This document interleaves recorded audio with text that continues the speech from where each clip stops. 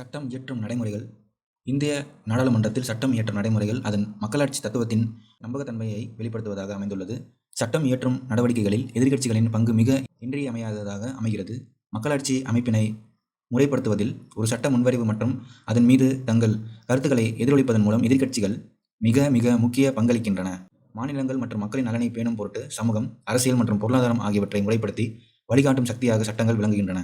பரிசீலனைக்காக நாடாளுமன்றத்தில் சட்ட முன்வரைவு சட்டங்கள் முன்மொழியப்படுகின்றன.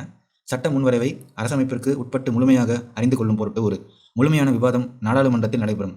அந்த சட்ட முன்வரைவு நாடாளுமன்றத்தால் ஏற்றுக்கொள்ளப்பட்டு குடியரசுத் தலைவரின் ஒப்புதல் அளிக்கப்பட்ட பிறகு சட்டமாக இயற்றப்படும். அரசமைப்பு நடைமுறைகளின் அடிப்படையில் புதிய சட்டங்களை இயற்றுவதிலும் நடைமுறையில் உள்ள சட்டங்களில் திருத்தங்களை கொண்டு வருவதும் நாடாளுமன்றத்தின் தலையாய கடமையாகும். இந்திய நாடாளுமன்றம் இரு வகையான முன்வரைவுகளை நிறைவேற்றுகின்றன. அது நிதி முன்வரைவு, நிதிசாரா முன்வரைவு அல்லது சாதாரண அல்லது பொது முன்வரைவு. ஒரு சாதாரண சட்ட முன்வரைவு ஒரு சட்டமாக இயற்றப்படுவதற்கு முன் பல்வேறு நிலைகளை கடந்து வர வேண்டும். சாதாரண முன்வரைவுகளை நிறைவேற்றுவதற்கான நடைமுறைகளை இருவேறு பகுப்புகளாக அரசமைப்பு வகுத்துள்ளது. இவைகள் பின்வருமாறு. ஒரு சாதாரண சட்ட முன்வரைவு பின்வரும் நிலைகளை கடந்து 2 அவைகளிலும் விவாதிக்கப்பட்டு ஆலோசனைகள் வழங்கப்பட்டு ஒப்புதலை பெற்றிருக்க வேண்டும். முதல் நிலையில் சட்ட முன்வரைவானது ஏதாவது ஒரு அவையில் அறிமுகப்படுத்தப்படுகிறது. அங்கு சட்ட முன்வரைவு வாசிக்கப்படுகிறது. பெரும்பாலான முன்வரைவுகள் சம்பந்தப்பட்ட அமைச்சர்களால் அறிமுகப்படுத்தப்படும். அந்த முன்வரைவு குறிப்பிட்ட தொழில்துறை சார்ந்த தொழில்நுட்ப வல்லுநர்களால் முன்வரைவு செய்யப்பட்டு அமைச்சரவை ஒப்புதல் பெற வேண்டும். எந்த ஒரு நாடாளுமன்ற உறுப்பினரும் தனிநபர் முன்வரைவை அறிமுகப்படுத்தலாம். அவ்வாறு அறிமுகப்படுத்தப்பட்ட மக்களவை சபாநாயகருக்கோ அல்லது மாநிலங்களவை தலைவருக்கோ ஒரு மாதம் முன்பே தெரிவிக்க வேண்டும். அதன் பிறகு தனிநபர் முன்வரைவை சமர்ப்பிக்கும் நாள் குறிக்கப்பட்டு நாடாளுமன்ற அவையில் அது அறிமுகப்படுத்தப்படும். பொதுவாக வரைவு நிலையில் உள்ள முன்வரைவுகளின் மீது விவாதம் எதுவும் நிகழ்த்தப்படுவதில்லை. ஏனென்றால் அது ஒரு அலுவல் சார்ந்த நடவடிக்கையாகும். முன்வரைவு சமர்ப்பிக்கப்பட்ட பிறகு இந்திய அரசிதழில் பிரசுரிக்கப்படும். சபாநாயகர் அல்லது அவைத்தலைவர் முதல் வாசிப்புக்கு முன்னரே சில முன்வரைவுகளை அரசிதழில் வெளியிட அனுமதிக்கலாம். அப்போது அந்த முன்வரைவை சமர்ப்பிப்பதற்கு எந்த தீர்மானமும் தேவையில்லை. முன்வரைவின் முதல் வாசிப்பு நடைபெற்ற 2 நாள் கால இடைவெளிக்குள் பிறகு 2வது வாசிப்பு நடைபெறும். அந்த நிலையில் கீழ்கண்ட 4 நடைமுறைகளில் ஏதாவது ஒன்று பின்பற்றப்படும். அந்த முன்வரைவு மன்றத்தின் பரிசீலனைக்காக உடனடியாக எடுத்துக்கொள்ளப்படலாம். அது நாடாளுமன்ற தேர்வுக்குழுவிற்கு அனுப்பி வைக்கப்படலாம்.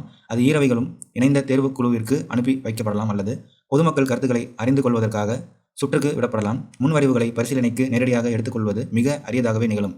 முன்வரைவு சுற்றுக்கு விடப்பட்டால் 4வது வழிமுறைப்படி அவையின் சம்பந்தப்பட்ட செயலர் உள்ளாட்சி அமைப்புகள் மற்றும் அங்கீகரிக்கப்பட்ட சங்கங்களின் கருத்துக்களை அறிந்து கொள்ளும் வகையில் மாநில அரசிதழ்களில் வெளியிட சொல்லி மாநில அரசுகளை கேட்டுக்கொள்வார். அவ்வாறு பெறப்பட்ட கருத்துக்கள் உறுப்பினர்களிடையே சுற்றுக்கு விடப்படும். குழு நிலை. முன்வரைவு தேர்வுக்குழுவுக்கு பரிந்துரைக்கப்பட்டால் அவையின் சபாநாயகர் அல்லது அவைத்தலைவர் அந்த குழுவின் ஒரு உறுப்பினரையும் மற்றும் தலைவரையும் நியமிப்பார். அக்குழு அந்த முன்வரைவை பரிசீலித்து அவைக்கு தனது அறிக்கையை சமர்ப்பிக்கும். செயல்பாடு செயல்வழி படம். ஒவ்வொரு சட்ட முன்வரைவுக்கும் கீழ்கண்ட நிலைகளை கடக்க வேண்டும். முதலில் முதல் வாசிப்பு, 2ஆம் வாசிப்பு, குழு நிலை, அறிக்கை நிலை, அப்புறம் தான் 3வது வாசிப்பு. அறிக்கை நிலை. அறிக்கை நிலை என்பது மிக முக்கியமான ஒரு நிலையாகும். அதில்தான் அந்த முன்வரைவின் உட்கூறுகள் ஒவ்வொன்றும் விவாதத்திற்கு உட்படுத்தப்படும். இந்த நிலை அந்த அறிக்கை அசல் முன்வரைவு மற்றும் தேர்வு கமிட்டி அறிக்கையுடன் இணைத்து சுற்றுக்கு விடப்படும். அறிக்கை நிலை என்பது அந்த முன்வரைவுக்கு இறுதி வடிவம் கொடுப்பது. பிறகு அந்த முன்வரைவு 3வது வாசிப்புக்கு சமர்ப்பிக்கப்படும். முன்வரைவு பெரும்பான்மை வாக்குகள் பெற்று நிறைவேற்றப்படும். 3வது வாசிப்பு என்பது நாடாளுமன்றத்தின் முறையான ஒப்புதல் பெறுவதற்கானதாகும். 3வது வாசிப்புக்கு பிறகு ஏதாவது ஒரு அவையில் அந்த முன்வரைவு ஏற்றுக்கொள்ளப்பட்ட பிறகு அடுத்த அவைக்கு அது மாற்றப்பட்டு அங்கு மேற்கண்ட அனைத்து நிலைகளையும் கடந்து செல்லும். அடுத்த அவை அந்த முன்வரைவை அப்படியே மாற்றமின்றி ஏற்றுக்கொள்ளலாம். அனைத்து நிலைகளையும் கடந்த நிலையில் குடியரசுத் தலைவரின் ஒப்புதலுக்காக அது அனுப்பி வைக்கப்படும். அந்த முன்வரைவு முதலில் சமர்ப்பிக்கப்பட்டு அவையில் நிறைவேற்றப்பட்ட பிறகும் அடுத்த அவையில் அது நிராகரிக்கப்படலாம். மாறாக முதல் அவையினால் ஏற்றுக்கொள்ளப்படாத மாற்றங்களை அறிமுகம் செய்யலாம் அல்லது 6 மாத காலத்திற்கு திருப்பி அனுப்பாமல் நிறுத்தி வைத்துக் கொள்ளலாம். அம்மாதிரியான சந்தர்ப்பங்களில் ஈரவைகளுக்கும் இடையே அரசியல் சாசனம் முடக்கப்படலாம். அப்போது சபாநாயகர் அல்லது அவர் இல்லாத காலங்களில் துணை சபாநாயகர் ஈரவைகளின் கூட்டங்களுக்கு தலைமையேற்று நடத்துவார். இந்த முடக்கம் பெரும்பான்மையான வாக்குகளால் நிறைவேற்றப்பட்டு குடியரசுத் தலைவரின் ஒப்புதலுக்காக அனுப்பி வைக்கப்படும். முன்வரைவுக்கு குடியரசுத் தலைவர் ஒப்புதல் அளித்தல் அது சட்டமாக்கப்பட்டுவிடும். ஆனால் குடியரசுத் தலைவர் அதை மறு பரிசீலனைக்காக திருப்பி அனுப்பி வைக்கலாம். அந்த முன்வரைவு மாற்றம் செய்யப்படாமல் அல்லது மாற்றம் செய்யப்பட்டு திரும்பவும் குடியரசுத் தலைவருக்கு அனுப்பி வைக்கப்படுமேயானால் குடியரசுத் தலைவர் அவரது ஒப்புதலை அளித்தே ஆக வேண்டும். இவ்வாறான சிக்கல் நிறைந்த காலம் அதிகம் பிடிக்கும் வழிமுறைகள் அவசர நிலையிலும் குறைபாடுகளுடனும் சட்டம் இயற்றப்படுவதை தடுக்கும் நோக்கத்தோடு பின்பற்றப்படுகிறது. தனிநபர் சட்ட முன்வரைவு. அமைச்சர் அல்லாத உறுப்பினர்கள் தாக்கல் செய்யும் சட்ட முன்வரைவு தனிநபர் முன்வரைவு என்று அழைக்கப்படுகிறது. நாடாளுமன்றத்தில் ஆளுங்கட்சி மற்றும் எதிர்க்கட்சிகளை சேர்ந்த எவரும் தனிநபர் சட்ட முன்வரைவு கொண்டு வரலாம். தனிநபர் சட்ட முன்வரைவு என்பது அமைச்சரவையிலேயோ நிர்வாகத்திலோ உறுப்பினராக இல்லாத நாடாளுமன்ற உறுப்பினர் ஒருவரால் முன்மொழியப்படுவது ஆகும். தனிநபர் சட்ட முன்வரைவு மீதான விவாதம் ஒரு வாரம் விட்டு ஒரு வாரம் வெள்ளிக்கிழமைகளில் பிற்பகல் 2 மணி முதல் 6 மணி வரை நடைபெறும். இந்த சட்ட முன்வரைவு கொண்டு வர ஒரு மாதத்திற்கு முன்பாகவே முன் அறிவிப்பு தர வேண்டும். தனிநபர் முன்வரைவுகள் நிராகரிக்கப்பட்டாலும் அது ஆட்சியில் எந்த பாதிப்பையும் ஏற்படுத்தாது. இதுவரை நாடாளுமன்றத்தில் 14 தனிநபர் சட்ட முன்வரைவு மட்டுமே நிறைவேற்றப்பட்டுள்ளன. கடைசியாக தனிநபர் சட்ட முன்வரைவு நிறைவேற்றப்பட்ட ஆண்டு 1970. இவ்வாறு கொண்டு வரப்படும் தனிநபர் முன்வரைவுகளில் பெரும்பாலானவை வாசிக்கப்படுவதோ விவாதிக்கப்படுவதோ நிராகரிக்கப்படுவதோ கூட கிடையாது. அரசமைப்பு சட்டத்தில் திருத்தம் கோரும் முன்வரைவுகள் கூட தனிநபர் முன்வரைவுகளாக ஏற்படலாம். ஆனால் நிதி முன்வரைவுகளை தனிநபர் சட்ட முன்வரைவாக கொண்டு வர முடியாது. இது நாடாளுமன்றம் நிறைவேற்றிய தனிநபர் சட்டங்கள் கொடுத்துருக்காங்க. இதை ஜூம் பண்ணுறேன், அப்படியே ஒருத்தர் பார்த்துக்குங்க. 3ஆம் பாலின நபர்கள் உரிமைகள் சட்ட முன்வரைவு 2014. 3ஆம் பாலின நபர்கள் உரிமைகள் சட்ட முன்வரைவு திருச்சி சிவா அவர்களால் கொண்டு வரப்பட்ட தனிநபர் சட்ட முன்வரைவாகும். இந்தியாவில் 3ஆம் பாலின மக்கள் சந்தித்து வரும் புறக்கணிப்புகளுக்கு முடிவு கட்ட இம்முன்வரைவு கோருகிறது. சட்டமன்றத்தின் அமைப்பு, அதிகாரம் மற்றும் செயல்பாடுகள். இந்திய அரசியலமைப்பின் 7வது அட்டவணையில் மத்திய மற்றும் மாநிலங்களின் சட்ட ரீதியான அதிகாரங்களும் செயல்பாடுகளும் தெளிவாக வரையறுக்கப்பட்டுள்ளன. இதில் மத்திய மற்றும் மாநில அரசுகள் சட்டம் இயற்றுவதற்கான அதிகாரங்கள் தெளிவாக வரையறுக்கப்பட்டுள்ளது. இந்த அதிகாரங்கள் 3ஆக வகுக்கப்பட்டுள்ளன: ஒன்றிய பட்டியல், மாநில பட்டியல், பொதுப்பட்டியல். ஒன்றிய பட்டியலில் அடங்கியுள்ள துறைகள் மீது சட்டங்களை இயற்றுவதற்கும் நடைமுறையில் உள்ள சட்டங்களை மாற்றுவதற்கும் பிரத்யேகமாக அதிகாரம் நாடாளுமன்றத்திடமே உள்ளது. மாநில பட்டியலில் குறிப்பிட்டுள்ள துறைகள் மீது பிரத்யேகமான அதிகாரம் மாநில சட்டமன்றத்திடம் உள்ளது. பொதுப்பட்டியலில் குறிப்பிட்டுள்ள துறைகள் மீது மத்திய மற்றும் மாநில அரசுகள் சட்டம் இயற்றலாம். மத்திய அரசிற்கும் மாநில அரசிற்கும் இடையே முரண்பாடுகளின் போது மத்திய அரசின் அதிகாரமே மேலோங்கும். இந்த பட்டியலில் குறிப்பிடப்படாத எஞ்சியுள்ள அதிகாரங்கள் மத்திய அரசிடமே உள்ளது. சாதாரண முன்வரைவு மற்றும் நிதி சட்ட முன்வரைவுகளுக்கிடையேயான வேறுபாடுகள். சாதாரண சட்ட முன்வரைவு, நிதி சட்ட முன்வரைவு. இது மக்களவை அல்லது மாநிலங்களவை எதில் வேண்டுமானாலும் கொண்டு வரலாம். இது மக்களவையில் மட்டுமே கொண்டு வரப்பட முடியும். இது அமைச்சர் அல்லது எந்த ஒரு உறுப்பினராலும் அறிமுகப்படுத்தப்படலாம். அமைச்சர் மட்டுமே முன்வரைவை அறிமுகப்படுத்த முடியும். குடியரசுத் தலைவரின் பரிந்துரை இல்லாமலே இது அறிமுகப்படுத்தப்படலாம். குடியரசுத் தலைவரின் பரிந்துரையின் அடிப்படையில் மட்டுமே இது அறிமுகப்படுத்தலாம். இதை மாநிலங்களவை திருத்தவோ நிராகரிக்கவோ முடியாது. மாநிலங்களவை அதன் பரிந்துரையுடனோ அல்லது பரிந்துரை இல்லாமலோ மக்களவைக்கு இம்முன்வரைவை திருப்பி அனுப்ப வேண்டும். அதை மக்களவை ஏற்கலாம் அல்லது நிராகரிக்கலாம். எந்த முடிவும் எடுக்காமல் 6 மாத காலத்திற்கு மாநிலங்களவை இம்முன்வரைவை நிறுத்தி வைக்க முடியும். இம்முன்வரைவை 14 நாட்கள் வரை மட்டுமே மாநிலங்களவையில் வைத்திருக்க முடியும். இம்முன்வரைவு மக்களவையிலிருந்து வந்திருந்தாலும் அதற்கு மக்களவை சபாநாயகரின் சான்றளிப்பு தேவையில்லை. மாநிலங்களவைக்கு இம்முன்வரைவு செல்லும் போது மக்களவை சபாநாயகரின் சான்றளிப்பு அவசியமாகும். ஈரவைகளும் ஏற்றுக்கொண்ட பிறகே இது குடியரசுத் தலைவரின் ஒப்புதலுக்கு அனுப்பி வைக்கப்படும். இம்முன்வரைவை நிறைவேற்றுவதில் ஈரவைகளின் கருத்து வேறுபட்டால், முடக்கம் ஏற்பட்டால் ஈரவைகளின் கூட்டத்திற்கு குடியரசுத் தலைவர் அழைப்பு விடுப்பார். மக்களவையில் மட்டுமே நிறைவேற்றினாலும் கூட இம்முன்வரைவு குடியரசுத் தலைவரின் ஒப்புதலுக்கு அனுப்பப்படும். ஈரவைகளுக்கிடையே கருத்து வேறுபாடு என்ற பேச்சுக்கே இடமில்லாததால் முடக்கம் ஏற்படாது. கூட்டத்திற்கு வழிவகை இல்லை. மக்களவையில் இம்முன்வரைவு தோல்வி அடைந்தால் அரசாங்கம் பதவி விலக நேரிடும். முன்வரைவு ஒரு அமைச்சரால் அறிமுகப்பட்டிருந்தால் மட்டுமே. மக்களவையில் இம்முன்வரைவு தோல்வி அடைந்தால் அரசாங்கம் பதவி விலக வேண்டும். குடியரசுத் தலைவர் இம்முன்வரைவை நிராகரிக்க மறுபரிசீலனை செய்யுமாறு திருப்பி அனுப்ப முடியும். இதற்கு குடியரசுத் தலைவர் ஒப்புதல் அளிக்கலாம் அல்லது நிராகரிக்கலாம். ஆனால் மறுபரிசீலனை செய்யுமாறு திருப்பி அனுப்ப முடியாது. அதிகாரத்தின் வகைகள். மத்திய பட்டியல். பாதுகாப்பு, அணுசக்தி, வெளிநாட்டு அயல்நாட்டு விவகாரங்கள், போர் மற்றும் அமைதி உடன்படிக்கை, வங்கி சேவை, ரயில்வே, அஞ்சல் மற்றும் தந்தி, வான்வழிகள், துறைமுகங்கள், வெளிநாட்டு வர்த்தகம், பணம் மற்றும் நாணயம். மாநில பட்டியல் என்ன இருக்குன்னா விவசாயம், காவல்துறை, சிறை சாலை, உள்ளாட்சி அரசாங்கம், பொது சுகாதாரம், நிலம், மது, வர்த்தகம் மற்றும் வாணிகம், கால்நடை மற்றும் கால்நடை வளர்ப்பு. மாநில பொதுப்பணிகள். அடுத்து பொதுப்பட்டியல். கல்வி, விவசாய நிலங்களை தவிர சொத்து பரிமாற்றம், வனத்துறை, தொழிற்சங்கங்கள், கலப்படம், தத்தெடுப்பு மற்றும் வாரிசு தொடர்ச்சி. நாடாளுமன்ற உறுப்பினர்களுக்கு சிறப்பான சலுகைகளும் ஊதியமும் வழங்கப்படுகிறது. ஆனால் அவர்களின் செயல்திறன் குறைவாகவே உள்ளது. குடிமக்கள் அறிக்கை. மக்களவையில் 2019-12ஆம் ஆண்டுகளில் 227 கூட்டத்தொடர்கள், 852 மணித்துளிகள் அலுவல் பணிகள் நடந்துள்ளது. அதாவது ஒரு நாளுக்கு 4 மணி நேரத்திற்கும் குறைவாக. 2013இல் ஆளுகை மற்றும் வளர்ச்சி பற்றிய அறிக்கையை தேசிய சமூக கண்காணிப்பும் எனும் அமைப்பு வெளியிட்டது. அதில் உலகில் அதிக ஊதியம் மற்றும் சலுகைகள் பெறக்கூடிய நாடாளுமன்ற உறுப்பினர்கள் பட்டியல் இந்திய நாடாளுமன்ற உறுப்பினர்களும் உண்டு. ஆனால் நாடாளுமன்றத்தில் அவர்களது பணி பின்தங்கிய நிலையிலே உள்ளது என்கிறது. சிங்கப்பூர், ஜப்பான் மற்றும் இத்தாலி போன்ற நாடுகளின் நாடாளுமன்ற உறுப்பினர்களுக்கு வழங்கப்படும் ஊதியம் மற்றும் சலுகைகளை விட அதிகமாக இந்திய நாடாளுமன்ற உறுப்பினர்களுக்கு வழங்கப்படுகிறது. இது பக்கத்து நாடான பாகிஸ்தான் நாடாளுமன்ற உறுப்பினர்களுக்கு வழங்கப்படுவதை விட 4.5 மடங்கு அதிகமாகும். இது நம் நாட்டின் தனிநபர் வருமானத்தைப் போல் 68 மடங்கு உள்ளது. திருத்த சட்டங்களுக்கான நடைமுறைகள் மற்றும் வழிமுறைகள். இந்திய அரசமைப்பு மாறும் காலச்சூழல் மற்றும் தேவைகளுக்கு பொருத்தமான வகையில் இருக்கும்படியும் அதே சமயம் அடிப்படை கட்டமைப்பு மாறாவண்ணம் இருக்குமாறு ஒரு தனித்துவமான அமைப்பை கொண்டுள்ளது. உறுப்பு 368 அரசியலமைப்பு திருத்த சட்டத்தில் மாற்றம் கொண்டு வருவதை பற்றி குறிப்பிடுகிறது. அந்த திருத்த சட்டத்தில் கொண்டு வருவதற்கான நடவடிக்கைகளை மேற்கொள்ள நாடாளுமன்றத்திற்கு உச்சபட்ச அதிகாரம் இருக்கிறது. அரசமைப்பு திருத்த சட்டத்தை மேற்கொள்ளும் நடைமுறைகள் பின் வருமாறு. அரசியலமைப்பில் உள்ள சில விதிகளில் திருத்தங்களை செய்ய, சிலவற்றை சேர்க்க, மாற்றியமைக்க அல்லது நீக்க நாடாளுமன்றம் இந்த பிரிவில் குறிப்பிட்டுள்ள நடைமுறைகளின்படி செய்யப்படலாம்.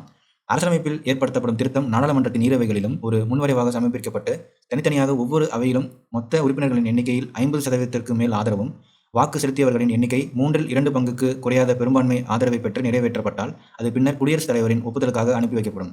அந்த முன்வரைவு ஒவ்வொரு அவையிலும் ஒரு சிறப்பு பெரும்பான்மை பெற்று நிறைவேற்றப்பட வேண்டும். அதாவது அந்த அவையின் மொத்த உறுப்பினர்களின் எண்ணிக்கையில் 50% அதிகமான பெரும்பான்மை எண்ணிக்கை கொண்டிருக்க வேண்டும் மற்றும் வருகை தந்து வாக்களிக்கும் உறுப்பினர்களின் எண்ணிக்கையில் 2/3 பங்கு பெரும்பான்மை இருக்க வேண்டும். ஒவ்வொரு அவையும் தனித்தனியாக அந்த முன்வரைவை நிறைவேற்ற வேண்டும். ஒருவேளை திருத்த நடவடிக்கைகள் காரணமாக ஈரவைகளுக்கிடையே கருத்து வேறுபாடு தோன்றும் என்றால் ஈரவைகளையும் இணைந்து நடத்துவதற்கான வழிமுறைகள் எதுவும் இல்லை. ஒருவேளை முன்வரைவில் அரசமைப்பின் கூட்டாட்சி வகைமுறைகள் குறித்து ஏதேனும் திருத்தங்கள் கொண்டுவரப்பட்டிருந்தால் மொத்த மாநிலங்களின் எண்ணிக்கையில் பாதி மாநிலங்களின் தனிப்பெரும்பான்மையை ஏற்படுத்தி, அதாவது அத்தகைய சட்டமன்றங்களில் வருகை தந்து வாக்களிக்கும் உறுப்பினர்களின் பெரும்பான்மை தேவை நாடாளுமன்றத்தின் ஈரவைகளிலும் முறையாக நிறைவேற்றப்பட்டு மற்றும் தேவைப்பட்ட இடங்களில் அந்தந்த மாநில சட்டமன்றங்களால் உறுதி செய்யப்பட்ட பிறகு அந்த முன்வரைவு ஒப்புதலுக்காக குடியரசுத் தலைவருக்கு அனுப்பி வைக்கப்படும். அந்த முன்வரைவுக்கு ஒப்புதல் அளிக்காமல் இருப்பது அல்லது மறுபரிசீலனை செய்யுமாறு நாடாளுமன்றத்துக்கு திருப்பி அனுப்புவது போன்றவற்றை குடியரசுத் தலைவரால் செய்ய இயலாது.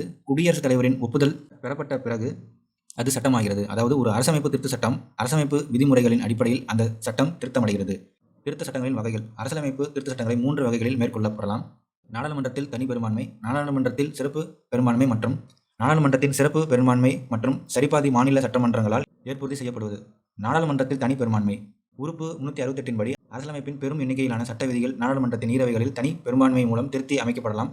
விதிமுறைகள் பின்வருவனவற்றில் உள்ளடக்கம்: புதிய மாநிலங்களை அனுமதிப்பது மற்றும் உருவாக்குவது, மேலும் தற்போது இருக்கும் மாநிலங்களின் எல்லைகளை மாற்றி அமைப்பது, அவற்றின் பெயர்களில் மாற்றங்கள் செய்வது, மாநிலங்களில் மேலவையை உருவாக்குவது அல்லது நீக்குவது, குடியரசுத் தலைவர், மாநில ஆளுநர், சபாநாயகர், நீதிபதிகள் போன்றோருக்கு அரசமைப்பு 2ஆம் அட்டவணையில் குறிப்பிடப்பட்டிருக்கும் ஊதியம், படிகள், சிறப்பு சலுகைகளை நிர்ணயிப்பது, நாடாளுமன்றத்தில் அமர்விற்கு குறைந்தபட்ச உறுப்பினர் எண்ணிக்கையை முடிவு செய்வது, நாடாளுமன்ற உறுப்பினர்களுக்கான ஊதியம் மற்றும் படிகள் நிர்ணயிப்பது, நாடாளுமன்ற நடைமுறை விதிகளை உருவாக்குதல், நாடாளுமன்ற குழுக்கள் மற்றும் அதன் உறுப்பினர்கள் ஆகியோரின் சிறப்பு உரிமைகள், நாடாளுமன்றத்தில் ஆங்கில மொழி பயன்பாடு, உச்ச நீதிமன்றத்தில் நீதிபதிகளின் எண்ணிக்கையை முடிவு செய்தல், உச்ச நீதிமன்றத்திற்கு மேலும் அதிக அதிகாரம் வழங்குதல், அலுவல் ஆட்சி மொழியை பயன்படுத்துதல், குடியுரிமை அளித்தல் மற்றும் ரத்து செய்தல், நாடாளுமன்ற மற்றும் சட்டமன்ற தேர்தல்கள், தொகுதிகளின் எல்லைகளை வரையறுத்தல், ஒன்றிய ஆளுகைக்குட்பட்ட பகுதி, 5ஆம் அட்டவணை பட்டியலின மற்றும் பழங்குடியின பகுதிகளை நிர்வகித்தல், 6ஆம் அட்டவணை பழங்குடியின பகுதிகளை நிர்வகித்தல்.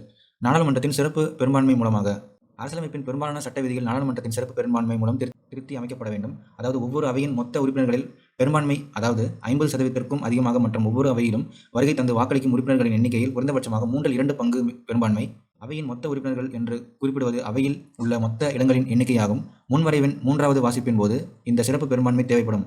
அடிப்படை உரிமைகள், அரசு கொள்கைகளை வழிநடத்தும் நெறிமுறைகள் மற்றும் 1 மற்றும் 3வது பிரிவுகளில் குறிப்பிடப்படாத மற்ற விதிமுறைகள் இவற்றில் திருத்தங்கள் மேற்கொள்ளும் போது மேற்கண்ட வழிமுறை பின்பற்றப்பட வேண்டும். நாடாளுமன்றத்தின் சிறப்பு பெரும்பான்மை மூலம் திருத்தம் செய்தலும் மற்றும் மாநிலங்களின் ஒப்புதலும். குடியுரிமையின் கூட்டாட்சி அமைப்புடன் தொடர்புடைய அரசியலமைப்பின் அடிப்படை கட்டமைப்பு நாடாளுமன்றத்தின் சிறப்பு பெரும்பான்மை மற்றும் 50% மாநில சட்டமன்றங்களின் தனி பெரும்பான்மை ஒப்புதலுடன் திருத்தி அமைக்கப்படலாம். மாநிலங்கள் முன்வரைவுக்கு தனது ஒப்புதலை அளிக்க எந்த விதமான கால வரையறையும் கிடையாது. இந்த வகையில் கீழ்கண்ட விதிமுறைகள் திருத்தி அமைக்கப்படலாம். குடியரசுத் தலைவரை தேர்ந்தெடுத்தல் மற்றும் அதன் முறைகள், மத்திய மற்றும் மாநிலங்களின் நிர்வாக அதிகாரத்தின் விரிவாக்கம், உச்சநீதிமன்றம் மற்றும் உயர் நீதிமன்றங்கள், மத்திய மற்றும் மாநிலங்களுக்கிடையில் சட்டம் இயற்றும் அதிகாரத்தை பகிர்ந்தளித்தல், 7வது அட்டவணையில் அடங்கியுள்ள எந்தவொரு பட்டியலும், நாடாளுமன்றத்தில் மாநிலங்களின் பிரதிநிதித்துவம், அரசமைப்பு மற்றும் அதன் நடைமுறைகளை திருத்தி அமைக்கும் நாடாளுமன்றத்தின் அதிகாரம். உறுப்பு 368. மாநில சட்டமன்றம் கட்டமைப்பு, அதிகாரம் மற்றும் செயல்பாடுகள். மாநில சட்டமன்ற கட்டமைப்பு. அரசியலமைப்பின் கூட்டாட்சி கட்டமைப்பில் மாநிலங்கள் 2வது அடுக்கில் இருக்கிறது. ஜம்மு மற்றும் காஷ்மீர் மாநிலங்களுக்கு தனி அரசமைப்பு இருப்பதால் அவற்றை தவிர மற்ற மாநிலங்களை ஆட்சி செய்யும் விதிமுறைகள் அரசமைப்பு 6வது பிரிவில் குறிப்பிடப்படுகிறது. 152 237 வரையிலான மாநில சட்டமன்றங்கள் குறித்து முழுமையாக விளக்குகிறது. மாநில சட்டமன்றத்தில் மக்கள் மன்றமாக சட்டசபை மட்டுமே அமைய பெற்றிருந்தால் அது சட்டப்பேரவை என்று அழைக்கப்படும். பெரும்பாலான அதிகாரங்களும் மற்றும் செயல்பாடுகளும் கிட்டத்தட்ட ஒன்றிய சட்டமன்ற அமைப்பை போன்றதே. சட்டமன்றம் மாநில சட்டசபை மற்றும் சட்ட மேலவை இரண்டையும் கொண்டிருக்கும். ஆளுநர், அவங்க கீழே முதலமைச்சர் மற்றும் அமைச்சர் குழு இருப்பாங்க. அவங்க கீழே மாநில சட்டமன்றம் இருக்கும். ஆளுநர், மாநில நிர்வாகத்தின் அரசமைப்பு தலைவராக ஆளுநர் இருப்பார் மற்றும் மாநில செயல் அதிகாரம் ஆளுநரிடம் ஒப்படைக்கப்பட்டிருக்கும். மாநிலத்தில் அனைத்து செயல்திட்ட நடவடிக்கைகளும் ஆளுநரின் பெயரிலேயே நடைபெற வேண்டும். மாநிலத்தின் ஆளுநர் குடியரசுத் தலைவரால் நியமிக்கப்படுவார். ஆளுநர் 5 ஆண்டு காலம் பதவியில் அமர்த்தப்படுவார் அல்லது குடியரசுத் தலைவர் விரும்பும் காலம் வரை பதவியில் இருப்பார் அல்லது வேறொருவர் பதவியில் அமர்த்தப்படும் வரை பதவியில் இருப்பார். ஆளுநராக பதவியில் அமர்த்தப்படுவதற்கான தகுதி அவள் இந்திய குடிமகனாக இருக்க வேண்டும். லாபம் ஈட்டும் பதவி எதுவும் வகிக்கக்கூடாது. மேலும் 35 வயது நிரம்பியவராக இருக்க வேண்டும். ஆளுநர் ஒரு முறைக்கு மேல் பதவியில் அமர்த்தப்படலாம். அவசர தேவைக்காக, அதாவது உடனடி அல்லது ஒரு மாற்று ஏற்பாடாக 1க்கும் மேற்பட்ட மாநிலங்களுக்கு ஆளுநராக பதவியில் இருக்கலாம். ஆளுநரின் அதிகாரங்களும் பணிகளும். ஒரு மாநில ஆளுநர் குடியரசுத் தலைவரைப் போலவே ஆட்சித்துறை, சட்டமன்றம், நீதித்துறை மற்றும் அவசரகால அதிகாரங்களை கொண்டிருப்பார். ஆளுநரின் நிர்வாக அதிகாரத்தில் அமைச்சரவை நியமனம், மாநில அரசு தலைமை வழக்கறிஞர், மாநில அரசு பணியாளர் தேர்வாணைய உறுப்பினர்கள் நியமனம், மாநிலத்தின் சட்டமன்றத்திற்கு ஆங்கிலோ இந்திய இனத்திலிருந்து உறுப்பினர்கள் நியமிப்பது போன்றவைகளும் அடங்கும். இலக்கியம், அறிவியல், கலை, கூட்டுறவு இயக்கம் ஆகியவற்றில் சிறப்பு அறிவு படைத்தவர்களை மேலவை உறுப்பினர்களாக காலியாக இருக்கும் இடங்களில் நியமிக்கும் அதிகாரம் பெற்றவர். மேலும் ஆளுநர் மக்களவையின் மொத்த உறுப்பினர் எண்ணிக்கையில் 1/6 உறுப்பினர்களை நியமிக்க முடியும். ஆளுநர் தன் விருப்புரிமைக்கு ஏற்ப சிறப்பு அரசியலமைப்பு கடமைகள் நிறைவேற்றும் அதிகாரம் கொண்டவர். அவ்வப்போது குடியரசுத் தலைவர் வழிகாட்டுதலின் அடிப்படையில் அவரது சிறப்பு கடமைகளை அதிகாரப்பூர்வமாக நிறைவேற்றலாம். சில எதிர்பாராத சந்தர்ப்பங்களில் ஆளுநர் அமைச்சரவை ஆலோசனைகள் இன்றி செயல்படலாம். மேலும் ஆளுநர் மத்திய அரசு மற்றும் மாநில அரசுகளிடையே பாலமாக செயல்படுகிறார். மாநிலத்தின் நிகழ்வுகளை ஆளுநர் உடனுக்குடன் குடியரசுத் தலைவருக்கு தெரிவிப்பார். ஆளுநர் மாநில சட்டமன்றத்தின் ஒரு அங்கமாவார். ஆளுநர் சட்ட அதிகாரம் சட்டமன்றத்தில் உரையாடுதல் மற்றும் செய்திகள் அனுப்புதல், சட்டமன்றத்தை கூட்டுதல், கூட்டத்தொடரை ஒத்திவைத்தல் மற்றும் மாநில சட்டமன்றத்தை கலைத்தல் ஆகியவைகளாகும். எந்த ஒரு முன்வரைவும் சட்டமாக ஏற்றப்படுவதற்கு ஆளுநரின் ஒப்புதல் தேவை. ஆளுநரின் மறுப்புரிமை அதிகாரங்கள் பின்வருமாறு: அவர் ஒப்புதல் அளிப்பதை நிறுத்தி வைக்கலாம், அப்போது அது சட்டமாவது தவிர்க்கப்படும். முன்வரைவை தவிர்த்து எந்த ஒரு முன்வரைவையும் மறுபரிசீலனைக்காக மாநில சட்டமன்றத்திற்கு திருப்பி அனுப்பலாம். இதில் அவள் மறுப்புரிமை அதிகாரத்தை 2வது முறை பயன்படுத்த முடியாது. மாநில சட்டமன்றம் திருத்தியோ அல்லது திருத்தாமலோ மீண்டும் அந்த முன்வரைவை நிறைவேற்றி திரும்ப அனுப்பும் பட்சத்தில் அதற்கு ஒப்புதல் அளிப்பதை தவிர அவருக்கு வேறு வழி இல்லை. ஆளுநர் தேவை என்று கருதினால் ஒரு முன்வரைவை குடியரசுத் தலைவரின் கருத்துக்காக நிறுத்தி வைக்கலாம். ஆளுநரின் நீதித்துறை அதிகாரம் என்பது மாநிலத்தின் செயலதிகாரத்திற்கு உட்பட்ட எந்த ஒரு குற்றத்துக்காகவும் எந்த ஒரு சட்டத்தின் தொடர்பாகவும் தண்டிக்கப்பட்ட ஒரு நபருக்கு மன்னிப்பளிப்பது, தண்டனையை நிறுத்தி வைப்பது, தாமதப்படுத்துவது, தண்டனை குறைப்பது போன்றவையாகும். இருப்பினும் ஆளுநருக்கு மாநில உயர் நீதிமன்ற நீதிபதிகளை பணியமர்த்தும் அதிகாரம் கிடையாது. ஆனால் இந்த விவகாரத்தில் குடியரசுத் தலைவர் அவரிடம் ஆலோசிக்க வேண்டிய உரிமையை கொண்டவர். உயர்நீதிமன்றம் மற்றும் உச்ச நீதிமன்ற நீதிபதிகளை பணியில் அமர்த்தும் அதிகாரம் இந்திய குடியரசுத் தலைவர் அதிகாரத்தின் கீழ் வருகிறது. குடியரசுத் தலைவருக்கு இருப்பதை போன்ற அவசரகால அதிகாரங்கள் ஆளுநருக்கு கிடையாது. ஆனால் அரசியல் சாசன சீர்குலைவு அல்லது மாநிலத்தில் ஏதாவது நெருக்கடி நேரும் போது குடியரசுத் தலைவர் ஆட்சியை அமல்படுத்த ஆலோசனை வழங்கி ஆளுநர் குடியரசுத் தலைவருக்கு அறிக்கை அனுப்பலாம். அவ்வாறான சூழ்நிலைகளில் ஆளுநர் குடியரசுத் தலைவரின் முகவராக செயல்படுகிறார். அப்போது 356 உறுப்பின்படி மாநில அரசு பணிகளை அவர் மேற்கொள்ள முடியும். முதலமைச்சர் தலைமையில் அமைந்த அமைச்சரவை குழு. முதலமைச்சரின் நிலை. அமைச்சர்கள் குழு மற்றும் அமைச்சரவையின் தலைவராக முதலமைச்சர் உள்ளார். நடைமுறையில் அவர் மாநிலத்தின் உண்மையான நிர்வாக தலைவராக இருக்கிறார். அவர் சட்டசபையின் தலைவராகவும் இருக்கிறார். இந்திய அரசமைப்பின் 164(1) உறுப்பின்படி மாநிலத்தின் முதல்வர் நியமிக்கப்பட வேண்டும். முதலமைச்சரின் அதிகாரங்களும் பணிகளும். மாநிலத்தின் உண்மையான நிர்வாக தலைவராக முதலமைச்சர் பெருமளவில் அதிகாரங்களை பெறுகிறார் மற்றும் பல பொறுப்புகளை நிறைவேற்றுகிறார். முதலமைச்சரின் பணிகளை பின்வருமாறு: அமைச்சர்கள் குழுவின் தலைவர் என்கிற முறையில் முதலமைச்சர் அதிக அதிகாரம் கொண்டவர். அமைச்சரவையின் பிற அமைச்சர்களை நியமனம் செய்வதற்கு ஆளுநருக்கு பரிந்துரை வழங்குகிறார். மேலும் அமைச்சர்களை பதவி நீக்கம் செய்ய அவருக்கு உரிமை உள்ளது. அமைச்சரவை கூட்டங்களுக்கு அவர் தலைமை தாங்குகிறார். மேலும் அரசாங்கத்தின் முக்கிய கொள்கை முடிவுகளை எடுக்கிறார். அவர் அமைச்சர்கள் மற்றும் ஆளுநருக்கு இடையிலான ஒரே ஒரு இணைப்பாக செயல்படுகிறார். நிர்வாகம் மற்றும் சட்டங்கள் தொடர்பாக எடுக்கப்பட வேண்டிய நடவடிக்கைகள் குறித்த அமைச்சரவையின் அல்லது முடிவுகளையும் ஆளுநரிடம் தெரிவிக்கிறார். சட்டமன்றத்தில் கொண்டு வர வேண்டிய அனைத்து ஆவணங்கள், முன்வரைவுகள், தீர்மானங்கள் போன்றவற்றையும் அவர் பரிசீலனை செய்கிறார். அனைத்து முக்கிய நியமனங்களையும் ஆளுநரே செய்வதாக எழுத்தில் இருந்தாலும் நடைமுறையிலும் அத்தகைய நியமனங்கள் அனைத்துமே முதலமைச்சரின் ஆலோசனையின்படி செய்யப்படுகின்றன. மாநில அமைச்சர்கள் குழு. அறிமுகம். ஆளுநருக்கு உதவியாக ஆலோசனை வழங்க முதலமைச்சர் தலைமையில் அமைச்சர்கள் குழு நியமிக்கப்படுவதை பற்றி அரசியலமைப்பு 163(1) உறுப்பு குறிப்பிடுகிறது. ஆனால் அரசியலமைப்பு விதிகளின்படி நெருக்கடி சூழலில் ஆளுநர் நேரடியாக ஆட்சியை மேற்கொள்ள இயலும். மத்திய அமைச்சர்கள் குழுவை போன்றே மாநில அமைச்சரவை குழுவும் அமைக்கப்படுகிறது. சட்டமன்றத்தில் பெரும்பான்மை பலம் கொண்ட கட்சியின் தலைவரோ அல்லது கூட்டணி கட்சிகளின் தலைவரோ முதலமைச்சராக ஆளுநரால் நியமிக்கப்படுகிறார். அமைச்சரவை குழுவில் உள்ள அனைத்து அமைச்சர்களும் முதலமைச்சரின் அறிவுரைப்படி ஆளுநரால் நியமிக்கப்படுகின்றனர். மாநில அமைச்சரவையின் பதவிக்காலம். அரசியலமைப்பின் ஆளுநரின் விருப்பம் உள்ளவரை அமைச்சர்கள் பதவியில் தொடரலாம். ஆனால் நடைமுறையில் முதலமைச்சரின் விருப்பம் உள்ளவரை அமைச்சர்கள் பதவியில் தொடர்வர். ஏனெனில் முதலமைச்சரின் பரிந்துரையின்படியே ஆளுநர் அமைச்சர்களை நியமிக்கவும் பதவி நீக்கம் செய்யவும் செய்கிறார். எனவே அமைச்சர்கள் தனித்தனியாகவும் கூட்டாகவும் முதலமைச்சருக்கு பொறுப்பானவர்கள் ஆவர். மாநில சட்டமன்றத்தின் குழுக்கள் மற்றும் அதிகாரிகளும். மாநில சட்டமன்றத்தின் சபாநாயகர்.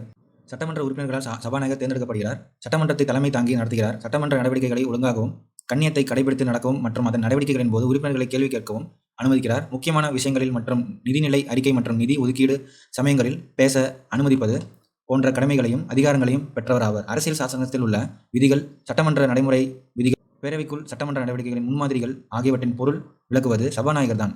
சட்டமன்ற நடவடிக்கைகளின் போது விதிகள், நடைமுறைகள் மற்றும் ஒழுங்குமுறைகள் மீறப்படுமேயானால் சட்டமன்ற கூட்டத்தொடரை ஒத்திவைக்கவும், தற்காலிகமாக நிறுத்தி வைக்கப்படும் மற்றும் மீண்டும் தொடர செய்யவும் மற்றும் கூட்டத்தொடரில் பங்கு பெறாமல் உறுப்பினர்களை தற்காலிகமாக நிறுத்தி வைக்கவும் சபாநாயகருக்கு அதிகாரம் உண்டு. சட்டமன்றம் நடைபெறும் பொழுது சபாநாயகர் பொதுவாக நடுநிலை மற்றும் பாரபட்சமின்மையை மேற்கொள்வார். ஒரு முன்வரைவு மற்றும் தீர்மானத்தின் மீது முடிவெடுக்க முடியாமல் வாக்கு சமநிலையில் இருந்தால் சபாநாயகரின் வாக்கு மிக முக்கியத்துவம் பெறுகிறது. உறுப்பினர்களின் நடத்தையை ஒழுங்குபடுத்துவதில் மற்றும் சட்டமன்ற நடவடிக்கைகள் குறித்து அல்லது சட்டமன்றத்தில் ஒழுங்கை பராமரிப்பது ஆகியவற்றில் சபாநாயகரின் முடிவே இறுதியானது. அம்மாதிரி விஷயங்களில் சபாநாயகரின் நடவடிக்கைகளில் நீதிமன்றம் குறுக்கிட முடியாது. அனைத்து குழுக்களின் தலைவர்களையும் சபாநாயகர் தான் நியமிக்கிறார் மற்றும் அவர்களின் செயல்பாடுகளையும் மேற்பார்வையிடுகிறார். துணை சபாநாயகர். சட்டமன்ற உறுப்பினர்கள் தங்களில் ஒருவரை துணை சபாநாயகராக தேர்ந்தெடுப்பார்கள். சபாநாயகர் அவையில் இல்லாத பொழுது துணை சபாநாயகர் சபாநாயகரின் கடமைகளையும் பொறுப்புகளையும் செயல்படுத்துவார். அவைக்கு தலைமை தாங்குவார். துணை சபாநாயகருக்கு சபாநாயகருக்கு சமமான அதிகாரங்கள் அவைக்குள் உண்டு. சபாநாயகர் மற்றும் துணை சபாநாயகர் இருவரும் அவையில் இல்லாத போது அவையில் உள்ள மூத்த உறுப்பினர் யார் வேண்டுமானாலும் அவைக்கு தலைமை தாங்கலாம். நாடாளுமன்ற குழுக்களை 2 வகைகளாக பிரிக்கலாம். நிலை குழுக்கள் மற்றும் தற்காலிக குழுக்கள். நிலை குழுக்கள் நிரந்தரமானவையாகும், தொடர்ந்து பணியில் இருக்கும், ஒவ்வொரு ஆண்டும் புதியதாக உருவாக்கப்படும். ஆனால் தற்காலிக குழுக்கள் நிரந்தரமானவை அல்ல, ஒரு குறிப்பிட்ட பணிக்காக உருவாக்கப்படும். அப்பணி நிறைவடைந்தவுடன் அவை கலைக்கப்படும். நிலைக்குழுக்கள் அவற்றின் தன்மைக்கேற்ப 6 வகைகளாக பிரிக்கப்பட்டுள்ளன. நிதிக்குழுக்கள்: பொது கணக்கு குழு, மதிப்பீட்டு குழு, பொதுத்துறை நிறுவன குழு. அடுத்து துறைசார் நிலைக்குழுக்கள். அடுத்து விசாரணை குழுவில் மனுக்கள் குழு, சிறப்புரிமை குழு, நன்னெறி குழு. அடுத்து கண்காணிப்பு மற்றும் கட்டுப்பாட்டு குழுக்கள்.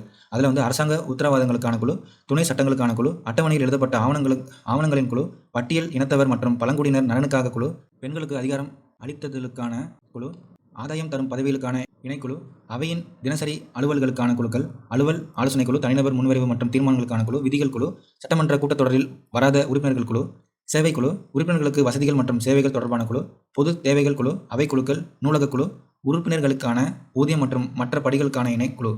அடுத்து தற்காலிக குழுக்கள் 2 வகைப்படும். அவை விசாரணை குழு மற்றும் ஆலோசனை குழு. மதிப்பீட்டு குழு: பரிசோதகருக்கும் மதிப்பீட்டாளருக்கும் அறிவுறுத்துவது மற்றும் பொருளாதாரம் சார்ந்த கொள்கைகள் மற்றும் மாற்றுக் கொள்கைகள், நிர்வாக சீர்திருத்தங்கள், மதிப்பீட்டு ஆய்வில் உள்ள வெவ்வேறு திட்டத்திற்கான மாநிலத்திற்கு உள்ளும் வெளியிலும் பயணம் மேற்கொள்வது போன்ற விஷயங்களில் பரிந்துரை அளிப்பது ஆகியவை இக்குழுவின் முக்கிய பொறுப்புகளாகும். பொது கணக்கு குழு மாநிலத்தின் ஒதுக்கீட்டு கணக்குகளையும் இந்திய அரசு கணக்கு தணிக்கை தலைவரின் குடிசார் அறிக்கைகளையும் ஆய்வு செய்வதே குழுவின் முக்கிய பணி.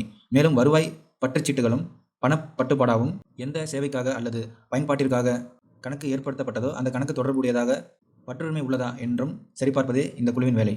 பொதுத்துறை நிறுவனங்களின் குழு தணிக்கை அறிக்கை கணக்குகளையும் பொதுத்துறை நிறுவன கணக்குகளையும் அவ்வப்போது ஆய்வு செய்வதற்காக இந்த குழு உள்ளது. மேலும் பொதுத்துறை நிறுவனங்களின் தன்னாட்சியையும் பயன்திறனையும் இந்த குழு ஆய்வு செய்கிறது. மேலும் நல்ல வியாபார கொள்கைகளையும் மதிநுட்ப வணிக நடைமுறைகளையும் பின்பற்றி பொதுத்துறை நிறுவனங்களின் அலுவல்கள் நடைபெறுகிறதா என்று கருத்தில் கொள்கிறது. மேலும் பொதுத்துறை நிறுவனங்கள் குறித்த இந்திய அரசு கணக்கு தணிக்கை தலைவரின் அறிக்கைகளை இந்த குழு ஆய்வு செய்கிறது. மேலும் நிறுவனங்களின் செயல்பாட்டை ஆய்வு செய்து அதிகாரிகளிடம் விசாரித்து நிறுவனங்களின் சம்பந்தப்பட்ட அதிகாரத்தை பெற்று இந்த குழு அவைக்கு பரிந்துரைகளை அளிக்கிறது. அடுத்து கலைச்சொற்கள்.